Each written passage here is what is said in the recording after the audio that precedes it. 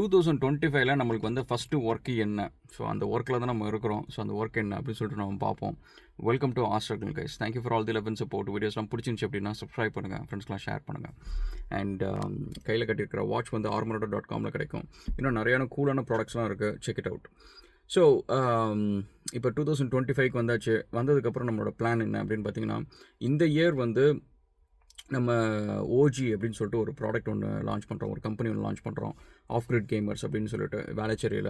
So அதை பற்றியான official announcement வந்து ஓப்பனிங் டேக்கு ஒரு 1 வீக் முன்னாடி இருக்கும். ஸோ உங்களுக்கு ஒரு வாக் த்ரூ வீடியோஸ்லாம் நான் போடுறேன். அண்ட் நெக்ஸ்ட் வந்து நம்ம ட்ராவல்ஸோட ஃபேஸ் 2 ஒர்க் இந்த இயர் இருக்குது. ஸோ அதை பற்றியான ஒரு அனௌன்ஸ்மெண்ட்டும் இருக்குது. ஸோ நம்ம இன்னொரு பஸ் ஒன்று வாங்கியிருக்கிறோம். ஸோ புக் பண்ணியாச்சு. So that's really exciting. அது வந்து நான் 2024க்குள்ளார எப்படியாவது பண்ணணும் அப்படின்னு சொல்லிட்டு புஷ் பண்ணி அதை பண்ணுச்சு. அண்ட் ஸோ இந்த இயரில் வந்து இன்னும் கொஞ்சம் ப்ராக்ரஸ் நிறைய விஷயம் பண்ண வேண்டியது இருக்குது. ப்ரிட்டி மச் மெயின் வந்து வர்ச்சுவோ காயின் லான்ச்சு கிட்டத்தட்ட 5 வருஷம் கழிச்சு. ஸோ ஏன்னா ஒரு சர்வீஸ் பேஸ்ட் கம்பெனிஸ் ரன் பண்ணுறவங்களுக்கு வந்து ப்ராடக்ட் பேஸ்ட் வந்து it's not that easy. So அப்படி இருக்கிறப்ப அதுக்கு தேவை பர்சிவியரன்ஸ் அதெல்லாம் இருந்தாலுமே சரி, இந்த மார்க்கெட்டை புரிஞ்சிக்கணும், இந்த மாதிரி நிறைய விஷயம் இருக்குது. ஸோ அதனால் Virtuo coin took long time, but again 2025 is a time. So அதனால் வில் சி. சரி, இன்றைக்கி நம்ம இந்த இயருக்கு ஃபஸ்ட்டு வந்து ஒர்க் என்ன அப்படின்னு பார்த்தீங்கன்னா வந்து வர்ச்சுவா ட்ராவல்ஸில் வந்து நம்ம 2T கேப்ஸ் அப்படின்னு சொல்லிட்டு நம்ம ஆஸ்திரேலியாவில் வந்து பண்ணிகிட்ருக்குறோம். இந்த airport drop, school drop, pickup, அந்த விஷயம்லாம் பண்ணிருக்கிறோம். இட்ஸ் லைக் சும்மா ஒரு ஹாபி ப்ராஜெக்ட் மாதிரி தான். பட் நேரத்துமே ஒரு வீடியோவில் நான் போட்டிருந்தா வந்து அந்தளவுக்கு ப்ராஃபிட்டபுளாக இல்லை. ஸோ அப்படின்னு சொல்லிட்டு மேபி வந்து நம்ம இங்கே வேனை வந்து சேல் பண்ணிடலாம் அப்படின்னு சொல்லிட்டு அது ஒரு சொல்லியிருந்தேன்.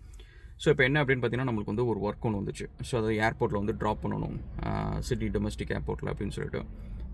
ஸோ அந்த ஒர்க்குக்கு தான் போயிட்டுருக்கிறோம். 4:30க்கு எந்திரிச்சு நம்ம போகிறோம். ஸோ ஈஸியாக சொல்லியிருக்கலாம், எதுக்கு காலங்காத்தால 4:30க்குலாம் எந்திரிக்கணும், எப்படி தான் நைட் படுக்கிறதுக்குள்ள லேட் ஆகுது, எதுக்கு எந்திரிக்கணும் அப்படின்னு சொல்லிட்டு, இல்லைங்க வேணாங்க அப்படின்னு சொல்லியிருக்கலாம் ஃபஸ்ட்டு. செகண்ட் வந்து ஐயோ இந்த வேலையை நான் எதுக்கு செய்யணும், டிரைவர் இல்லை, நான் ஒன்றும் டிரைவர் கிடையாது, ஸோ நான் வந்து இவ்வளோ படிச்சிருக்கேன், இந்த வேலை செய்கிறேன், ஸோ இந்த வேலையை நான் எதுக்கு செய்யணும், டிரைவர் வேலையை செய்யணும் அப்படின்னு சொல்லியிருக்கலாம். பட் ஏன் வந்து அது ரெண்டுத்தையும் நம்ம பண்ணாமல் இந்த வேலையை செய்கிறோம் அப்படின்னு பார்த்தீங்கன்னா, இப்போ இந்த சபர்பில் நீங்கள் எடுத்துக்கிட்டீங்கன்னு வச்சுக்கோங்களேன், இதில் இருக்கிற பெரிய பெரிய வீடு எல்லாம் கட்டினது வந்து இந்தியன்ஸ்னால் நான் எல்லா இந்தியன்ஸும் சொல்ல மாட்டேன், எஸ்பெஷலி வந்து சவுத் இந்தியன்ஸும் சொல்லவே மாட்டேன். பெரிய வீடு, எக்ஸ்பென்சிவான வீடு எல்லாம் கட்டினது யார் அப்படின்னு பார்த்தீங்கன்னா நார்த் இந்தியன்ஸ் தான்.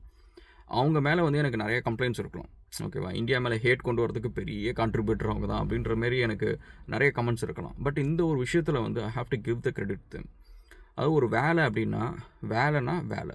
ஸோ அந்த வேலை வந்து சின்ன வேலை, பெரிய வேலை, எனக்கு இது வந்து இது மட்டமான வேலை, இது ஒஸ்தியான வேலை அப்படின்ற ஒரு கான்செப்ட் அவங்கள்ட்ட கிடையாது. அவங்கள பொறுத்த வரைக்கும் ஒரு ஆப்பர்ச்சுனிட்டின்னு வந்துச்சுன்னா அந்த ஆப்பர்ச்சுனிட்டியை அவங்க எடுத்து அந்த வேலையை செய்வாங்க. ஸோ அப்படின்றது தான். ஸோ இன்றைக்கி வந்து இங்கே பார்க்குற இந்த சபர்பில் வந்து இருக்கிற பெரிய பெரிய $1 million ஹவுஸு நம்மளை விட 4 மடங்கு 5 மடங்குலாம் வந்து காசு போட்டு வீடு கட்டுறாங்கன்னா அந்த அளவுக்கு தே ஹேவ் ஏர்னிங்னா அதுக்கு பியூராக ஒரு ரீசன் வந்து அவங்க கண்ணுக்கு வந்து நான் சாஃப்ட்வேர் படிச்சுட்டேன், எனக்கு இந்த ஒரு வேலை மட்டும்தான் தெரியும். என்கிட்ட வந்து நிறைய பேர் சொல்கிற ஒரு ரீசன் வந்து, ராகுல் எனக்கு வந்து நான் ஜாவா ஸ்கிரிப்ட் டெவலப்பர், எனக்கு வேலையே கிடைக்கல அப்படின்னு சொல்லிட்டு. ஸோ அவங்களோட ப்ராப்ளம் என்ன அப்படின்னா வந்து, நான் ஜாவா ஸ்கிரிப்ட் படிச்சுட்டேன், சிவில் இன்ஜினியரிங் படிச்சுட்டேன், எனக்கு இந்த ஒரு ஃபீல்டு மட்டும்தான் நான் வந்து வேலை செய்வேன், எனக்கு இது மட்டும்தான் தெரியும், வேறு எதுவும் தெரியாது. ஸோ அப்படின்றது வந்து இட்ஸ் பேசிக்லி நீங்கள் உங்களை வந்து ரொம்ப லிமிட் பண்ணிக்கிறீங்க. ஏன்னா நம்ம எதுக்கு வேலை செய்கிறோம், சம்பாதிக்கிறது எதுக்கு, சாப்பிட்றதுக்கு அண்ட் வாழ்கிறதுக்கு. அண்டு ப்ரிட்டி மச் வந்து நம்ம எல்லாருக்குமே வந்து காசு வந்து எல்லாத்துக்கும் நீ மாதம் ஒரு 10 லட்சம் வச்சுக்கோ அப்படின்னா யாருமே வேலை செய்ய போகிறதில்ல. எனக்கு இதுதான் பேஷன்னு, நான் அதனால் வந்து நீங்கள் 10 லட்சம் கொடுத்தாலும் நான் போய் வேலை செய்கிறேன் அப்படின்னு சொல்லிட்டு எனக்கு தெரிஞ்சு எல்லாருமே சோம்பேறியாக இருக்கும். அந்த மாதிரி ஒரு கண்ட்ரியே இருக்குது ஆக்சுவலி. எல்லாரும் பணக்காரங்களாக இருந்து எல்லாருமே சோம்பேறியாக இருந்து இப்போ அவங்க கண்ட்ரியில் எல்லாத்துக்குமே ஒபிசிட்டி, லிவர் டிசீஸ் அந்த மாதிரி எல்லாமே. ஸோ அப்படி இருக்கிறப்ப நம்ம வேலை செய்கிறது பணம் சம்பாதிக்கிறதுக்கு தான். ஸோ அப்படி இருக்கிறப்ப இதில் வந்து இது வந்து ஒஸ்தி, இது வந்து மட்டம் அப்படின்னு சொல்லிட்டு சொல்கிறது வந்து எனக்கு நிஜமாக கொஞ்சம் கோவம் வரும். என் வீட்டில் சம்டைம்ஸ் இல்லை, இப்போ ஆக்சுவலி ஒரு வாரத்துக்கு முன்னாடி அந்த மாதிரி ஒரு டாபிக் வந்துச்சு, உன்னை எவ்வளோ படிக்க வச்சுருக்கேன், இந்த வேலை நீ செய்யணுமா, இந்த வேலை நம்மளுக்கு தேவையா அப்படி இப்படின்ட்டு. எனக்கு அது சொல்ல எனக்கு அவ்வளோ ஒரு ஆத்திரமாக வருது. ஏன் அப்படின்னா காசு இல்லைன்னா யாரும் நம்மளை மதிக்க மாட்டாங்க கைஷ். நம்ம வந்து என்ன பண்ணுறோம், காசு ஏர்ன் பண்ணுறோம். ஸோ அந்த காசை வந்து நம்ம திருடுறோமா, கொள்ளடிக்கிறோமா, இல்லை வந்து யாராவது ஏமாத்துறோமா, நேர்மையாக உழைக்கிறோம், கஷ்டப்பட்டு வேலை செய்கிறோம். ஸோ இதில் என்ன நல்ல காசு, கெட்ட காசு, காசு கொடுத்தா இப்போ என்ன, இப்போ கடைக்காரன்ட்ட வந்துட்டு போயிட்டு நீங்கள் வந்து சாப்பிட்றதுக்கு ஒன்று வாங்குறீங்க, ஒரு கேக் வாங்குறீங்க, அந்த கேக் வந்து நல்ல காசில் கொடுத்தா தான் அவன் வந்து கேக் கொடுக்குறேன்னு சொல்கிறானா. அண்ட் ஸோ அப்படி இருக்கிறப்ப அந்த தாட் ப்ராசஸ் வந்து எனக்கு வந்து இருக்கிறதுல ரொம்ப தப்பான ஒரு தாட் ப்ராசஸ். எஸ்பெஷலி சவுத் இந்தியன்ஸ்ட்டு அது இருக்கிற ஒரு விஷயம்.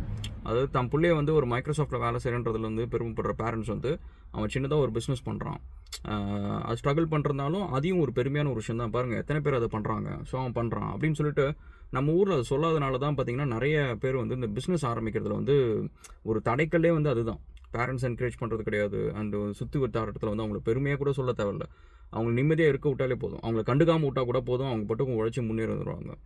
ஸோ அந்தமாரி இருக்குது. அண்ட் ஆல்சோ வந்து எஸ்பெஷலி நம்ம சவுத் இண்டியன்ஸ் வந்து ஈவன் நம்மளுக்கும் சரி எல்லா இடத்துக்கும் ஒரு கிரீடம் போட்டுட்டு போயிடணும். ஸோ அந்த கிரீடத்தை கழுத்தி வைக்கிறதுன்றது வந்து சாதாரண விஷயமே கிடையாது. ஸோ அதுக்கு தான் நீங்கள் பார்த்தீங்க அப்படின்னா வந்து இப்போ நான் இவ்வளோ படிச்சிருக்கேன், நான் வந்து ஒரு சிஇஓ, ஸோ இந்த வேலையை நான் எப்படி செய்யணும் அப்படின்ற அந்த தாட் ப்ராசஸ் ஏன் வருதுன்னு கிரீடம் நம்ம இன்னும் கழட்டி வைக்கல. ஸோ இப்போதுக்கு என்னோட வேலை என்ன, ஸோ இன்றைக்கி வந்து கூட்டிகிட்டு போக போகிறேன், ட்ராப் பண்ண போகிறேன், இதுதான் வேலை. இந்த வேலைக்கு நான் கிரெடிட் எடுத்துகிட்டு போய் என்ன பண்ண போகிறேன், எடுத்து ஓரமாக வை. ஸோ இப்போ இந்த வேலைக்கு நான் சிவில் இன்ஜினியரிங் படித்ததோ, எம்பிஏ படித்ததோ, அட்வான்ஸ் டிப்ளமோ ரோபோட்டிக்ஸ் படித்ததோ எனக்கு பிரோஜனம் கிடையாது. ஸோ இப்போ இந்த வேலையை தூக்கி ஓரமாக 2 hours இந்த வேலையை செய்ய போகிறேன். இந்த வேலையை வந்து இந்த வேலைக்கு எனக்கு என்ன தேவையோ அதை மட்டும் நான் எடுத்துகிட்டு போகிறேன். வண்டியை நல்லா ஓட்டணும், வண்டி நல்ல கண்டிஷனுக்கு எடுத்துகிட்டு போகணும், க்ளீனாக இருக்கணும், அண்ட் அவங்க வரவங்கள்ட்ட ப்ளீஸிங்காக பேசணும், கொஞ்சம் நல்லபடியாக பேசணும், அவங்க கொஞ்சம் ஹாப்பியாக போகணும், நம்ம கூட ஸ்பெண்ட் பண்ணுற டைம் ஹாப்பியாக இருக்கணும், இவ்வளோ தான். ஸோ இதை பண்ணாலே போதும். நம்ம வந்து ஒரு வேலையை பங்க்சுவலாக, நேர்மையாக, ஹானஸ்ட்டாக சார்ஜ் பண்ணுறோம், அண்டு ஒரு கரெக்டான ஒரு வேலையை செஞ்சு கொடுக்குறோம், ப்ரொஃபஷனலாக இருக்கிறோம், இவ்வளோ தான்.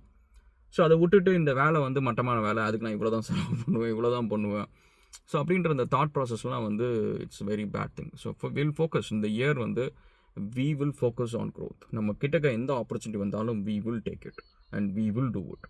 இதில் வந்து அந்த ஆப்பர்ச்சுனிட்டி, நல்ல ஆப்பர்ச்சுனிட்டி, கெட்ட ஆப்பர்ச்சுனிட்டி அப்படிலாம் கிடையாது. நம்ம வெட்டியாக இருக்கிறோம், ஒரு டைம் இருக்குது, அந்த டைமில் நம்மளுக்கு ஒரு ஆப்பர்ச்சுனிட்டி வருது அப்படின்னா அதுக்கு நம்ம வந்து we have to be ready. And also நம்ம அது ரெடியாக இல்லாதது நிறைய பேரோட பிரச்சனை. ரெடினா ஃபஸ்ட்டு மைண்ட் செட் ரெடியாக இருக்கணும், எந்த வேலை வந்தாலும் செய்கிறதுக்கு நம்ம ரெடியாக இருக்கணும் ஃபஸ்ட்டு. அண்ட் செகண்ட் வந்து அதுக்கான ஸ்கில்லு, ப்ரிப்பரேஷன் எல்லாம் இருக்கணும். உடம்பை கொஞ்சம் பத்திரமா வச்சுக்கோங்க. அண்ட் இன்றைக்கி உடம்பு வந்து இப்போ எனக்கு ஃபிட்டாக இல்லைன்னு வச்சுக்கோங்க, இந்த காலங்காலத்தில் எந்திரிச்சு நான் போக முடியுமா, லொக்குன்னு இருமிட்டு இருந்தால் நல்லாவாக இருக்கும். ஸோ அதுக்கு வந்து உடம்பு ஃபிட்டாக இருக்கணும். நம்ம இருக்கிற காலத்தில் வந்து இந்த ப்ரைம் டைம் அப்படின்றது வந்து ஒரு 28 வயசு டு ஒரு 45-50 வயசு தான் கைஸ். அந்த டைமுக்குள்ளார உங்களால் ஃபிட்டாக இருக்க முடியல, அதுக்கு காரணம் நீங்கள் தான். வேறு ஏதாவது எக்ஸ்டர்னலாக வேறு ஏதாவது ப்ராப்ளம் இருந்துச்சுன்னா ஓகே, அதுக்கு காரணம் நீங்கள் தான் அப்படின்னு வச்சுக்கோங்களேன். Then basically you wasted your prime time of life. ஏன்னா நம்ம வந்து சும்மா நம்ம போகிறதுக்கு வந்து அதுக்கு நம்ம பிறக்காமலே இருந்திருக்கலாமே. ஸோ நம்ம பிறந்ததும் யாருக்கும் தெரியாது, இறந்ததும் யாருக்கும் தெரியாதுன்னா அது எதுக்கு அப்படி ஒரு ஈவெண்ட் நடக்கணும்? ஸோ அப்போ நம்ம பிறந்ததுக்கு வந்து ஒரு we have to make it as ஒரு அக்கேஷனாக இருக்கணும்.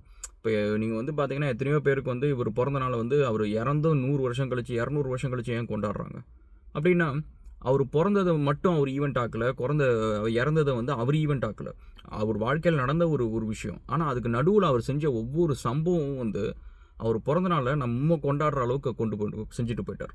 ஸோ அந்த மாதிரி வந்து வி ஹாவ் டு மேக் நம்மளோட லைஃப் ஈவென்ட்ஃபுல்லாக இருக்கும் கைஸ். ஸோ அதுக்கு வந்து நம்ம கிட்டக்க வர ஒவ்வொரு opportunity we have to treat it as a golden opportunity. So இது வந்து நல்லது கெட்டது அப்படிலாம் எதுவும் கிடையாது. ஸோ இந்த இயர் வந்து பி ஃபோக்கஸ்ட். உங்களுக்கு வந்து எந்த ஆப்பர்ச்சுனிட்டி மூலிமா என்ன நடக்கும் அப்படின்றது, உங்கள் லைஃப் எப்படி மாறுன்றது உங்களுக்கு தெரியவே தெரியாது. இன்னும் ஞாபகம் வச்சுக்கோங்க கைஸ், மார்க் ஜுக்கர்பர்க் வந்து 100 பேர்கிட்ட போயிட்டு எனக்கு வந்து ஒரு ஐடியா இருக்குது, வாங்க நம்ம பேசலாம் அப்படின்னு சொல்கிறப்ப அதில் 20 பேர் வரேன்னு சொன்னாங்க. கடைசியாக வந்தது வந்து 7 பேர் 8 பேரோ, அதில் 3 பேர் இந்த கம்பெனியில் இன்வெஸ்ட் பண்ணாங்க. அவங்க 3 பேரும் பில்லியனர்ஸ். ஸோ அதனால் வந்து உங்கள் லைஃப்பை மாற்ற போகிறது வெறுமனையாக உங்களோட உழைப்போ, உங்களோட திறமையோ, அண்ட் எது வேணாலும் நீங்கள் வச்சுக்கோங்க. வெறுமனையாக உங்கள்கிட்ட வர இன்க்ரீடியன்ஸ் மட்டும் கிடையாது, மற்றவங்கள்ட்ட வர ஃபண்ட் இன்வெஸ்டிங்காக இருக்கட்டும், இல்லை மற்றவங்கள்ட்ட வர நாலேஜாக இருக்கட்டும், மற்றவங்க உங்களை கைட் பண்ணுறதா இருக்கட்டும், அந்தமாரி த கான்டாக்ட் சர்டிஃபிகேட், அந்த கான்டாக்ட்ஸ் நம்மள்ட்ட வரது வந்து நம்ம கிட்டக்க வந்து நம்மள்ட்ட சும்மா இப்போ வந்து நான் எனக்கு வண்டியில் ஏறிட்டு ஒருத்தவங்க போகிறது வந்து it is like a very நார்மலான ஒரு அக்கேஷன். எத்தனையோ டாக்ஸியில் நம்ம ஏறி இறங்குறோம். அப்படி ஏறி இறங்குறவங்க வந்து நம்ம கிட்டேருந்து என்ன எடுத்துகிட்டு போகணும்? ஓகே, ரால் வந்து ஒரு வேலையை சொன்னால் பங்க்சுவலாக செய்வான், ரிலையபிளாக இருப்பான், ப்ரொஃபஷனலாக இருப்பான் அப்படின்ற ஒரு விஷயத்தை எடுத்துகிட்டு போனாங்க அப்படின்னா, நம்ம கிட்டக்க இது ரிலேட்டடாக ஏதோ ஒரு ஆப்பர்ச்சுனிட்டி வருது அப்படின்னா நம்ம மைண்டு நம்மளை பற்றி அவங்களுக்கு ஞாபகம் வரும். ஸோ அந்த ஞாபகம் வர அளவுக்கு நம்ம நடந்துக்கணும் ஒவ்வொரு ஆப்பர்ச்சுனிட்டிலையும். ஸோ அதனால் வந்து இந்த இயர் வந்து take every opportunity as a golden opportunity. ஏன்னா நாளைக்கு நம்ம லைஃப் எப்படி மாறும்னு தெரியாது.